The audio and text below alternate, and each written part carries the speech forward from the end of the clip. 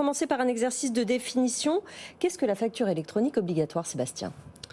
Bonjour Sandra. Alors la facture électronique obligatoire consiste à faire transiter toutes les factures B2B en fait en l'occurrence via l'administration fiscale dans le but de lutter contre la fraude à la TVA. Donc en fait c'est une initiative un peu plus large qui a commencé par l'Italie et puis c'est global en Europe. On parle quand même de 134 milliards de montants annuels de fraude à la TVA en Europe. En France, on est assez bon élève, en fait, avec seulement 7%, autour de 10 milliards par an. Mais tout de même, le but, c'est de lutter contre la fraude et donc le gouvernement va faire transiter toutes les factures B2B par l'administration fiscale. Quels sont les objectifs quelle mission va remplir cette facture électronique obligatoire ? Eh bien, la mission, effectivement, j'ai un peu répondu à la question, du coup, c'est de lutter contre la fraude à la TVA.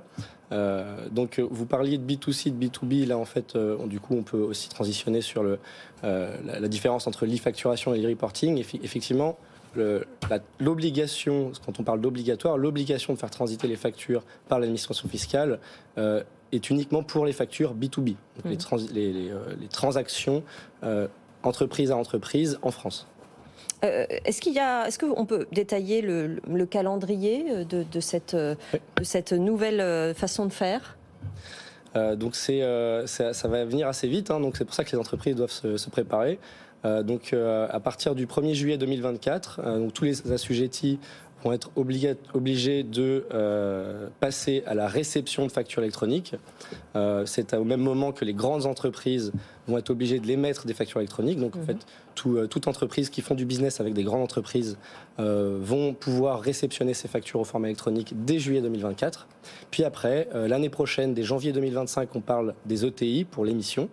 Et en janvier 2026, ce sera toutes les entreprises, donc petites entreprises et micro-entreprises, pour l'émission de factures électroniques. Il y a une raison pour laquelle les petites entreprises sont au dernier moment ? Souvent, ce sont les entreprises qui sont un peu moins digitalisées, on va dire, un peu moins préparées. Organisées peut-être. Exactement, organisées. Donc le calendrier est fait pour leur laisser un peu plus de temps à s'adapter, à trouver les bons outils. Ils peuvent quand même commencer dès 2024, puisqu'ils peuvent réceptionner les factures envoyées par leurs fournisseurs.